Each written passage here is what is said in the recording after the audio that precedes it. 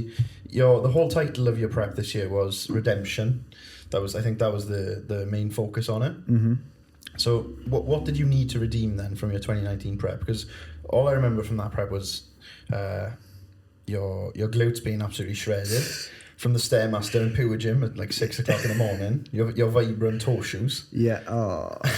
And then you filming in their absolute pussy wagon of a car. What was it? Peugeot 107. Fucking baby blue. Yeah.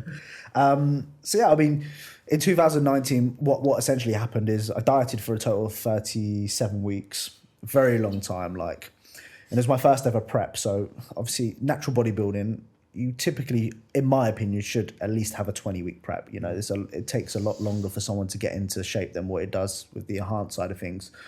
But I obviously didn't know, and when you're first getting into stage condition, you think you're lean, but you need to then pull off another 10, 15 pounds from where you are. So I got into a habit of doing more. That's one thing that I massively regret, and that's why I went and spent like the next 6-8 months trying to regain the muscle that I lost, is because I fucking dug myself into you should have seen me on the Stairmaster, level 12 on that Matrix Pure Gym Stairmaster is quick. It was a challenge. You were challenging people, weren't you? I used to do that 35 minutes. I said, try and beat me, and very rarely some random twat would come on and say, yeah, I'll beat you, this and that, but very rarely anyone could beat me, and I felt like a buzz off that. And I used to do crazy amounts of steps, and yeah, it was just a recipe for disaster. I just kept going down this downward spiral hill of just regressing and losing a lot of muscle, and I wanted to make sure this time round that I didn't make the mistakes that I did in 2019, and I certainly, I think I did 3 cardio sessions this year, compared to last time I did 8 months worth. Yeah, because I remember watching your series, your latest prep, and you were saying you haven't done any cardio this prep at all. None. No. You were just doing expenditure and steps. Leading up to the first show, I did no cardio, so it was 21 weeks. I didn't do any cardio, just steps. And then I did want to get leaner, and then AJ told me to do a bit more cardio. So I did 3 sessions, and then we just took it out because we didn't need it, and it made me look worse. So often or not, it's if it doesn't work, don't need to fucking do it, which is quite hard to justify because everyone thinks you need to be doing cardio when you don't. Yeah, loads of people are like, oh, you need to be doing fasted cardio every day, lose weight, no carbs after 6 o'clock in the night. No, my body's very I struggle to go above 180 pounds. Well, naturally, I struggle to go above 180 pounds, and I was eating 4,700 calories at that point. Wow. My body's very much used to being a smaller person. Yeah. So as soon as I go into deficit, I can do it with my eyes closed. Like the first. I'm the opposite. I eat under 3,000 calories a day, and I can't get below 105 kilo. Mm-hmm. That's like 235 pounds, and I can eat 1,000 calories a day, and I'll get to like 100 and then stop. Those sort of body types, they got the mesomorph, ectomorph, endomorph. I never used to believe in that sort of shit. I'm like, fucking everyone's but I generally believe that's true. I generally believe everyone's different type, and I believe I'm like a more of an ectomorph. That's better though, right? Surely, because you get more fuel in, right? Yeah, but I mean, at the same time, if I'm trying to push I can't get past 85 kilos and 4,700 calories. Like I'm thinking already now when I'm on gear, what's gonna fucking. Yeah. How much food am I going to have to push to get above? That's a strong man diet. Yeah, I'm going to be doing food challenges every fucking day.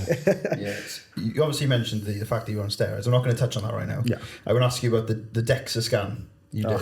Because I watched that video, right, and I was watching it, and obviously you could see your reaction. You didn't seem too happy with the numerical side of it.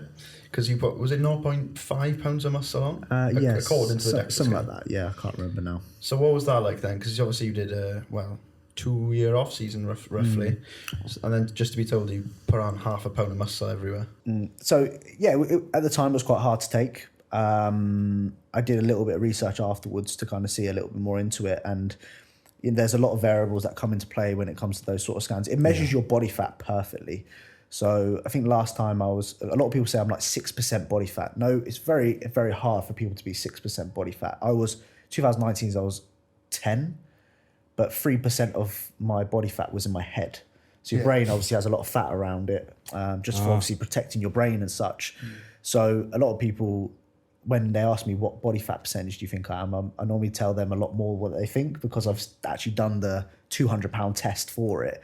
The muscle side of things was interesting because a lot of it's not the most accurate, of course, and there was a lot that happened in 2019. Like I came into that after dieting for 30 weeks. I was very stressed. A lot of inflammation. I was doing a shit ton of cardio, whereas this one was very much a case of, I wasn't doing I was doing very little cardio and very little stress at that point. So when you take into consideration this added stress, I arguably would say I have built more muscle than what the Dexa scan actually said. But like I said, I looked at my photos comparing 2019 to this year, and I just thought, well, the photos fucking tell me more than this shitty, little